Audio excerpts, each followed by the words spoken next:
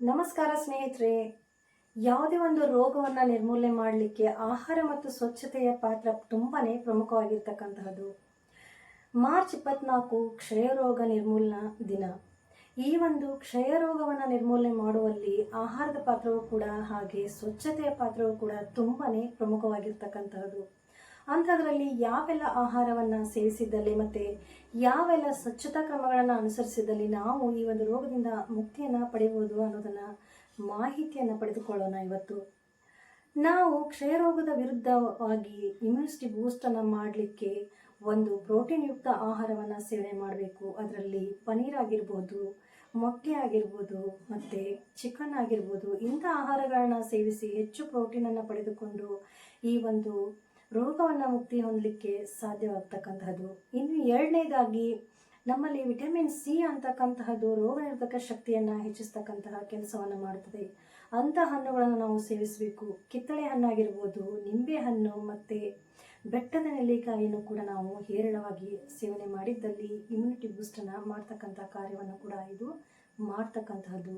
ಇನ್ನು ಮೂರನೇದಾಗಿ ಐರನ್ ಮತ್ತು ಕ್ಯಾಲ್ಸಿಯಂ ಯುಕ್ತ ಆಹಾರವನ್ನು ನಾವು ಸೇವನೆ ಮಾಡಬೇಕು. ಅದರಲ್ಲಿ ಹಸಿರು ತರಕಾರಿಗಳಾಗಿರ್ಬೋದು, ಹಸಿರು ಎಲೆಗಳುಳ್ಳ ಆಹಾರ ಪದಾರ್ಥಗಳು ಮತ್ತು ಹಾಲು, ಇವು ನಮ್ಮ ದೇಹಕ್ಕೆ ಒಂದು ಐರನ್ ಮತ್ತು ಕ್ಯಾಲ್ಸಿಯಮನ್ನು ಹೇರಳವಾಗಿ ಒದಗಿಸುತ್ತವೆ. ಇನ್ನು ಡ್ರೈ ಫ್ರೂಟ್ಸನ್ನು ನಾವು ಸೇವನೆ ಮಾಡಬೇಕು. ಖರ್ಜೂರ ಆಗಿರ್ಬೋದು, ವಾಲ್ನಟ್ ಆಗಿರ್ಬೋದು, ಬಾದಾಮ್ ಆಗಿರ್ಬೋದು, ಇಂಥವು ನಮ್ಮ ದೇಹದಲ್ಲಿ ಶಕ್ತಿಯನ್ನು ಉತ್ಪತ್ತಿ ಮಾಡಿ ಆ ಒಂದು ರೋಗವನ್ನು ನಿರ್ಮೂಲನೆ ಮಾಡಲಿಕ್ಕೆ ಸಾಕಷ್ಟು ಬಲವನ್ನು ನಮ್ಮ ದೇಹಕ್ಕೆ ಇವು ನೀಡುತ್ತವೆ. ಇನ್ನು ಜಿಂಕ್ ಅಂತಕ್ಕಂತಹ ಸಾಕಷ್ಟು ಪದಾರ್ಥಗಳನ್ನು ನಾವು ಸೇವನೆ ಮಾಡಿದ್ದೇ ಆದಲ್ಲಿ ಸಾಕಷ್ಟು ಆ ಪದಾರ್ಥಗಳನ್ನು ಹೊಂದಿರತಕ್ಕಂಥ ಆಹಾರಗಳನ್ನು ನಾವು ಸೇವಿಸಿ ನಮ್ಮ ಒಂದು ಆರೋಗ್ಯವನ್ನು ಚೆನ್ನಾಗಿ ಇಟ್ಕೊಳ್ಳಲಿಕ್ಕೆ ಸಾಧ್ಯವಾಗ್ತದೆ. ಅಂಥದ್ರಲ್ಲಿ ಸೂರ್ಯಕಾಂತಿಯ ಒಂದು ಬೀಜಗಳಾಗಿರ್ಬೋದು ಅಥವಾ ಒಂದು ಪಂಪ್ಕಿನ್ ಸೀಡ್ಸ್ ಆಗಿರ್ಬೋದು, ಇವುಗಳನ್ನು ನಾವು ಸೇವನೆ ಮಾಡಿದ್ದಲ್ಲಿ ತುಂಬಾ ಒಂದು ಪ್ರಮುಖವಾಗಿರ್ತಕ್ಕಂತಹ ಪಾತ್ರವನ್ನು ನಿರ್ವಹಿಸಿ ನಮ್ಮ ದೇಹಕ್ಕೆ ಸಾಕಷ್ಟು ರೋಗ ನಿರ್ಮೂಲನಾ ಶಕ್ತಿಯನ್ನು ಒದಗಿಸುತ್ತವೆ. ಇನ್ನು ಸ್ವಚ್ಛತೆ ಕ್ರಮದಲ್ಲಿ ನಾವು ಅನುಸರಿಸಬೇಕಾಗಿರ್ತಕ್ಕಂತಹದ್ದು, ಹಾಗೆಯೇ ನಾವು ಜನದಟ್ಟಣೆ ಇರ್ತಕ್ಕಂಥ ಪ್ರದೇಶಗಳಲ್ಲಿ ಸಾಗಬೇಕಾದ್ರೆ, ಪ್ರಯಾಣಿಸಬೇಕಾದ್ರೆ ಒಂದು ಮಾಸ್ಕನ್ನು ಧರಿಸಿಕೊಂಡು ನಾವು ಆ ಒಂದು ಪ್ರಯಾಣವನ್ನು ಮುಂದುವರಿಸಬೇಕು. ಹಾಗೆಯೇ ಕೈಗಳನ್ನು ಸ್ವಚ್ಛವಾಗಿ ತೊಳೆದುಕೊಳ್ತಕ್ಕಂತಹದ್ದು.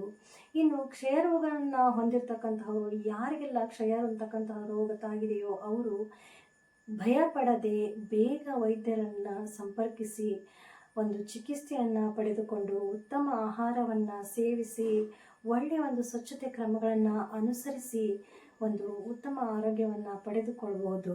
ಈ ಒಂದು ಕ್ಷಯವನ್ನು ನಿರ್ಮೂಲನೆ ಮಾಡಲಿಕ್ಕೆ ಸಾಧ್ಯವಾದಷ್ಟು ಉತ್ತಮ ಆಹಾರವನ್ನು ಸೇವನೆ ಮಾಡಿ ಮತ್ತು ಸ್ವಚ್ಛತೆ ಕ್ರಮಗಳನ್ನು ಅನುಸರಿಸಿ ಅಂತ ಹೇಳ್ತಾ ಈ ಒಂದು ವಿಡಿಯೋಗೆ ವಿರಾಮವನ್ನು ನೀಡ್ತಾ ಇದ್ದೀನಿ. ಧನ್ಯವಾದಗಳು.